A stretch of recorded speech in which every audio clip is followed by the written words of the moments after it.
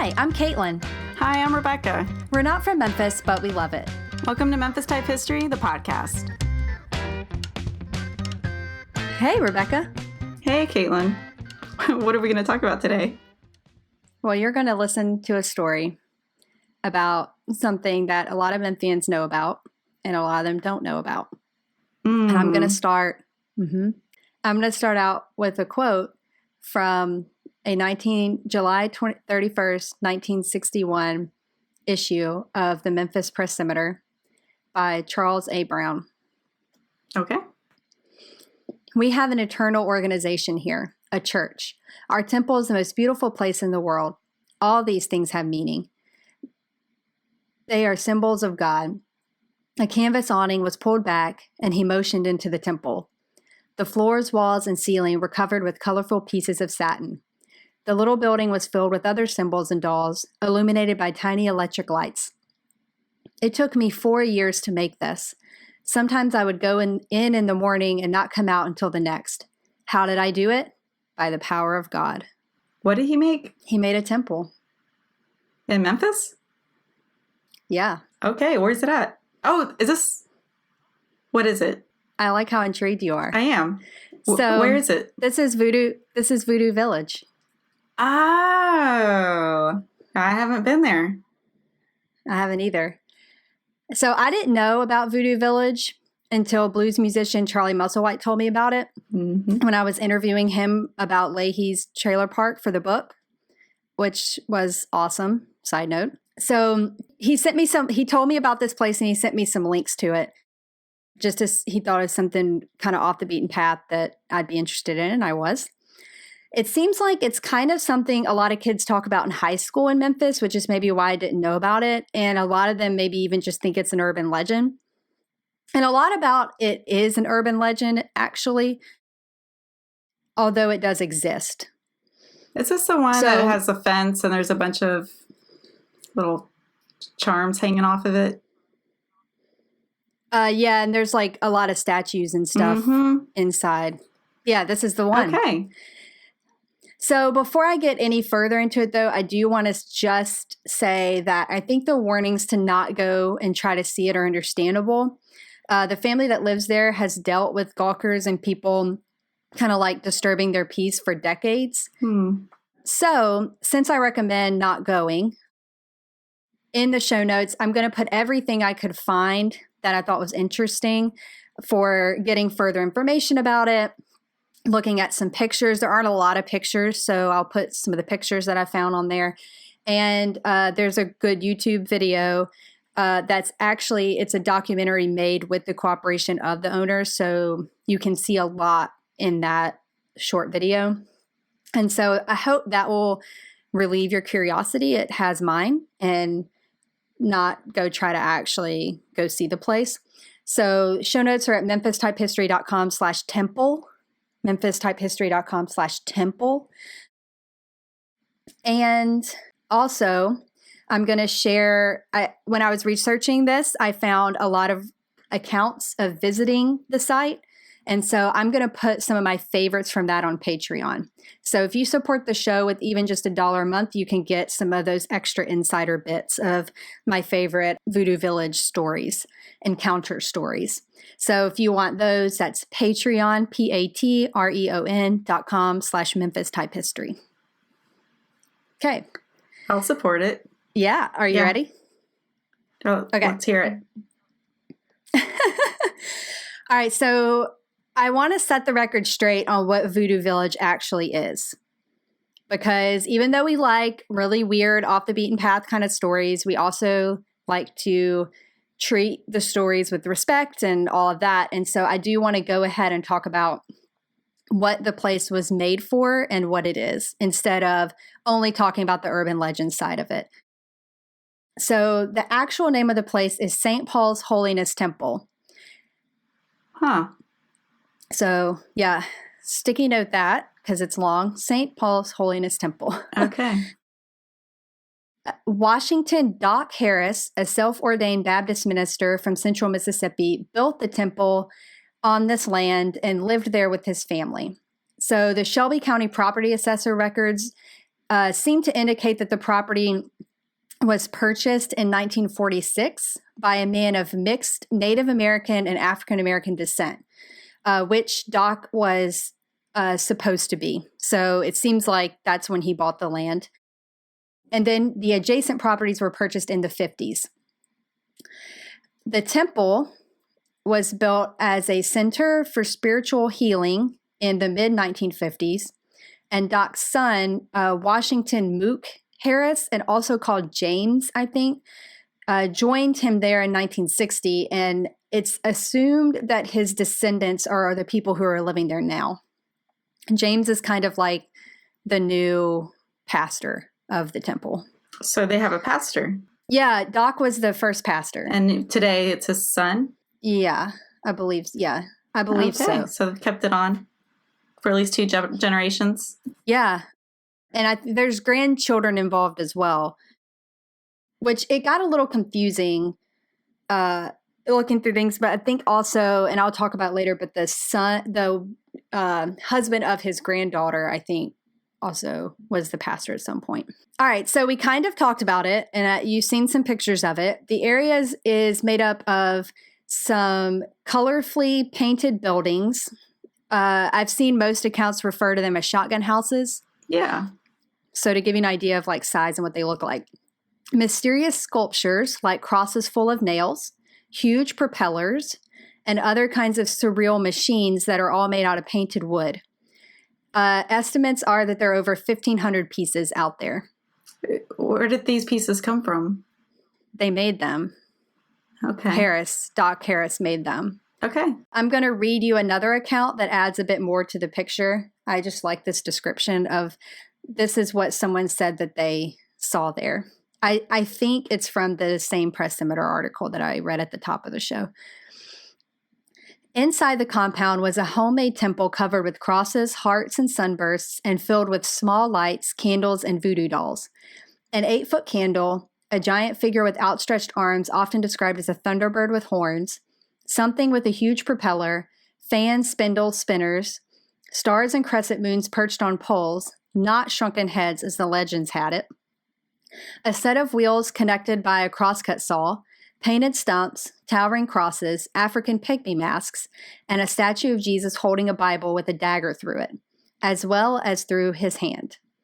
According to what few neighbors were nearby, the villagers burned bonfires and chanted in tongues on the occasion of full moons, and the eyes of Jesus glowed while blood dripped from the dagger. All of this was accompanied by a half-dozen junk cars. That's a lot. That is a lot. So if you go there today, what year was that Press Scimitar? It was in 1961. And I think this is from that article. I also referenced a 1984 Commercial Appeal article. So it could be from that one, but I think it's from the one in the 60s. Either way. I unfortunately didn't actually note it. Yeah, either way. Either way, do you think they've been adding to it? And so it's just, no? No, the opposite. It's been kind of falling away because of vandalism and just like, I mean, the statues and stuff are all made out of wood. So, weather kind of wears them down. Yeah. So it's not as lively as I think it may have been in the past. In the 1950s, it was all brand new, right? Yeah, in the 1950s, it was brand new, and I think maybe more lively. So even this temple, it was a place that the people who lived in these houses in this new neighborhood, they could walk to or be a part of if they wanted to.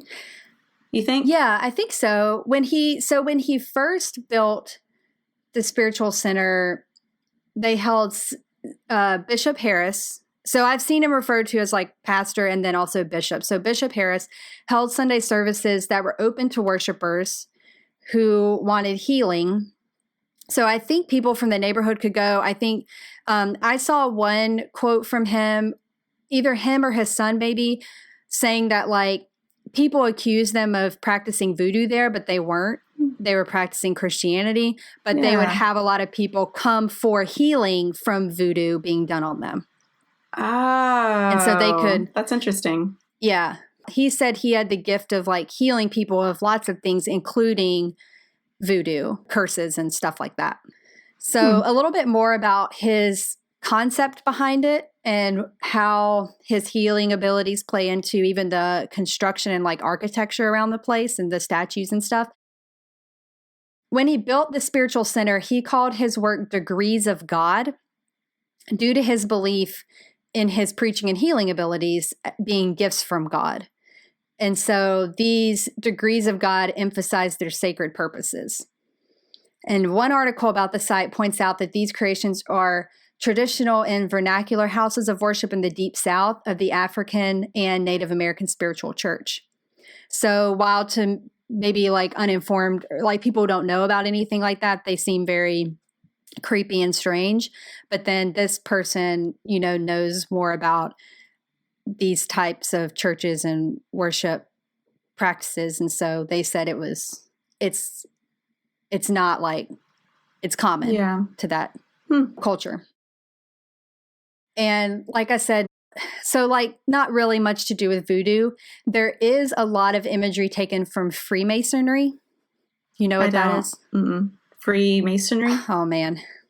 Harris was a Mason, although some accounts, like there's an article in the 1978 University of Memphis Helmsman that said he actually started his own Masonic society because he wasn't allowed membership into either the white or the black Masonic groups because of his mixed heritage and being part Native American. Okay.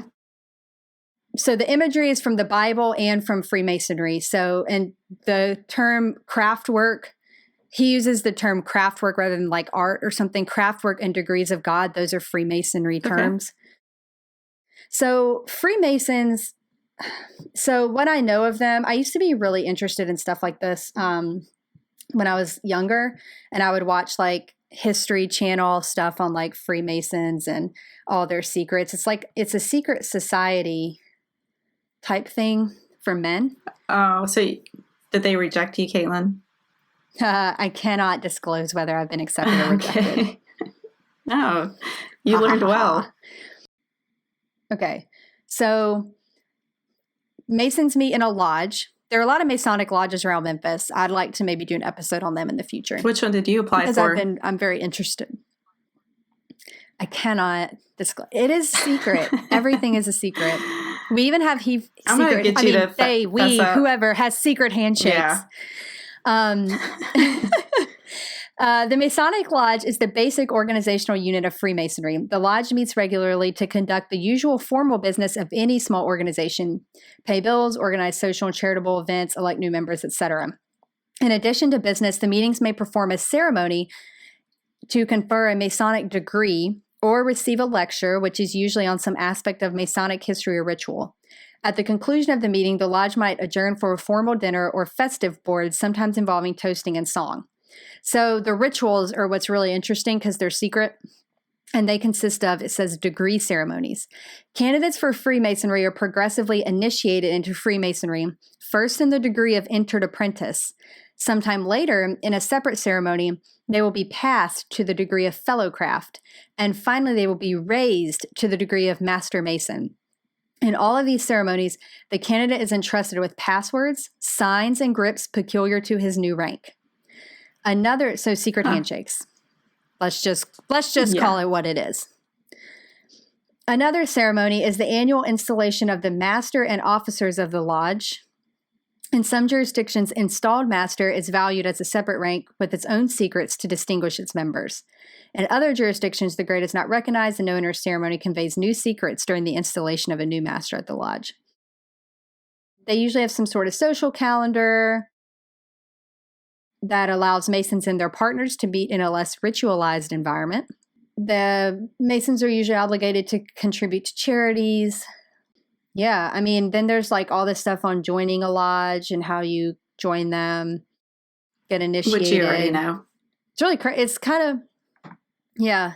Yeah, I mean, I can't disclose what I know or don't know. You're really trying to catch me up. I want to try to get you in trouble. Yeah. I want them to come find you in Shanghai. Oh, man. I wonder if there are Masons here. Yes.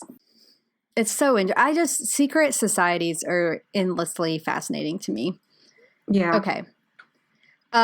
So, yes, he held services at this time. It's not open now for like, they don't have like regular service stuff, probably because they were often interrupted by gun-toting and shouting trespassers.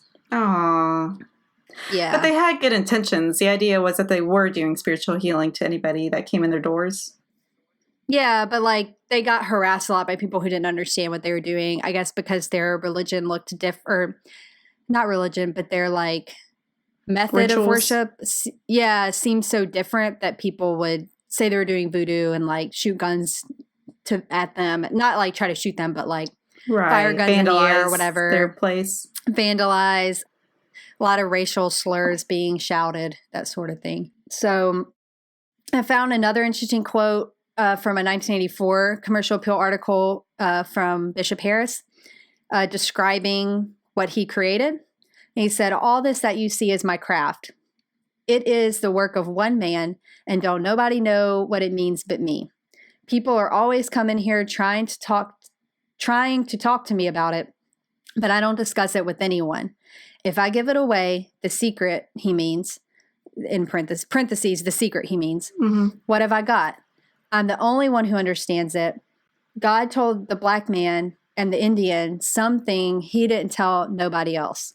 The only way you're ever going to find out what all this means is to get like me." That's interesting. Yeah. And that is known as Hoodoo Village. Voodoo. Voodoo. I thought you'd been saying hoodoo. No, hoodoo's different than voodoo. Oh, okay. And the voodoo comes from people that assuming that he practiced voodoo. Yeah, so I called it that just at the beginning so people know what I'm talking about, but it was St. really Paul. Let me prefer see if I for it to be remember. called St. Paul. I don't remember. St. Paul's Holiness Temple. Holiness Temple. Yeah. St. Paul's Holiness Or you could Temple. I guess you could say. Otherwise, you could say the spiritual center. I just like to call people what they want to be call things what people want them to be called. You know. Yeah. Yeah, people call it Voodoo Village because of misunderstanding. I found an article in the Memphis Flyer that discussed where the Voodoo Village term came from their perspective, from the Harris's perspective. And it said, St. Paul's Temple was given its derogatory local moniker by outsiders who didn't understand Wash Harris's visionary gift. The misleading nickname was perpetuated by local media, prompting generations of thrill seekers, souvenir hunters, and armed hellraisers to make nocturnal visits to the property, driving the church deeper and deeper into isolation. Efforts to demystify the temple and establish it as a community treasure have met with obstacles. For Mook Harris, the memories of trespassers cursing and firing guns during his father's Sunday services are still fresh. Mistrust runs deep, and the family's been reluctant to surrender its privacy. So the article I found that account in was documenting an exhibit called The Soul of the City that the Brooks Museum did in 2012. And it actually included some of the artifacts from St. Paul's Temple that they managed to get loaned to them. But Harris wouldn't explain the meaning behind any of them, saying, you have to figure this out for yourself. And explaining that they were built for the future to help people discover the right way to go. Okay. Yeah. That would have been an interesting exhibit. Yeah, for sure. So when Harris died in 1995, and he was in like his late 80s or something, Marvin White, the husband of his granddaughter, took over as pastor while he was also working for MLGW and going to night school at the University of Memphis for an electrical engineering degree. I just had to throw that in there. I thought that was really interesting. Because I think a lot of people think that people who live there just like stay in the compound or something, but obviously they don't. Like they're out there living. Like we may have been in the grocery store with them. We don't even know. Yeah. And is he an electrical engineer? I couldn't find out anything else about him. Okay. I tried to look it up and see like if he had a career or something somewhere, but I couldn't find anything. Electrical engineer would be awesome. Yeah. In 2003, Marvin White wrote a letter to the Commercial Appeal trying to clear some stuff up about the temple. And he said, Doc Harris did not build a compound named Voodoo Village. He built St. Paul Spiritual Temple, a Christian church. Voodoo Village is a disrespectful, false characterization spread by this newspaper. Although many people who believe they are victims of voodoo seek help from us, our ministry is strictly one of healing. The structures outside the temple support our ministry. They are physical expressions of our faith. They protect our unapologetic love and reverence for Jesus Christ. And around this time, a lot of outsider art enthusiasts and folk art, like that folk art kind of style, those artists and collectors have since then and have been wanting St. Paul's Temple to make the grounds public and charge admission, because they could make a lot from that, obviously, and like keep going, but also so that people can appreciate the craft work inside. Yeah, I'd be interested. Yeah, I mean, it makes sense on one hand because it is a historical treasure, I think. Yeah. But on the other hand, the leadership doesn't really want the work to be treated as secular because it's supposed to be religious. Oh, yeah. The same Pastor White sent a letter to Judith McWillie, who's the co-author of No Space Hidden. And she gathered a lot of information about St. Paul's Temple, like the real story. Oh, it's the author of No Space Hidden, The Spirit of African American Yard Work, which is like those sculptures that are like in. So these sculptures that they created were part of the whole healing environment then? Yeah. Okay. So Pastor White sent a letter to Judith and said, "It is not unfriendliness. We simply do not try to push our convictions onto others, nor do we aggressively solicit membership. In fact, we, the caretakers of the temple, will only consider unsolicited petitions for membership from adults who feel led by God to this specific work of the Spirit. But it is true that onlookers and sightseers are discouraged and there are no public tours. Furthermore, it is contrary to church policy to photograph any part of St. Paul Temple, as photographs capture imperfections created by time and weather, which, without corrective commentary, inaccurately reflect the spiritual message. For this reason, consistent with this present effort, we will offer a series of sketches of some of the temple's spiritual works for limited public viewing." I think he's referring to her research for the book in the effort. But okay. And in the case where the Brooks Museum had some material? Yeah, they chose it, I guess, specifically for the Brooks to be able to exhibit. And they provided no comment and like no explanation of what it is. You're just supposed to let it speak to you, I guess. Okay. I found a blog comment and it's anonymous, but I think it is this Judith McWillie, who explained that the temple is actually built in the style of New Orleans spiritual temples. A lot of them were destroyed in Katrina. So that's why I say like this is kind of like a historical treasure. Yeah. Because it doesn't, like a lot of those kinds, the temples of this style don't exist anymore. And so this commenter pointed out that misrepresenting the space basically means we're all missing out on a really historical aspect of Memphis and the entire South that's right under our noses. And it really could probably even be, they contend, on the National Historic Registry. But the family is so guarded probably because of the harassment and vandalism and the voodoo village and like the urban legend of the voodoo village. Yeah, that's kind of upsetting. Yeah, like I felt like when I first started researching it, honestly, I was like on the urban legend side, like, oh, this place is haunted and like creepy. And I thought, that's kind of what this story would be about. But then now that I've really learned more about it, I feel really bad for the family to be harassed like so much. And they're still all the time. I mean, I think not as many people like go down there and try to look at it stuff as like in the 60s. But I mean, they still have issues with it. And you get like, I mean, there are a lot of stories I'll put on Patreon of like, people, especially like these are from like the 60s, like kids going down there and like a bunch of men coming out to the fence and kind of like menacing them. And there's like the urban, I don't know if it's an urban legend or a real thing of like people going, like the way you go down to look at it, you have to like go in and turn around and get back out. Yeah. So you're outside of the gate, but like you're kind of going into a space that only has one exit, right? So there are stories of people like going into that and trying to get back out But as soon as they turn their car around, there's like a bus or a truck like blocking the way all of a sudden. Huh. So, I mean, I don't really know. Like, you can't prove if any of that stuff is Right. true. Like, nobody took a picture. But so I think those kind of stories, if they aren't urban legend, they sort of fueled it, I guess. But I kind of suspect a lot of those are,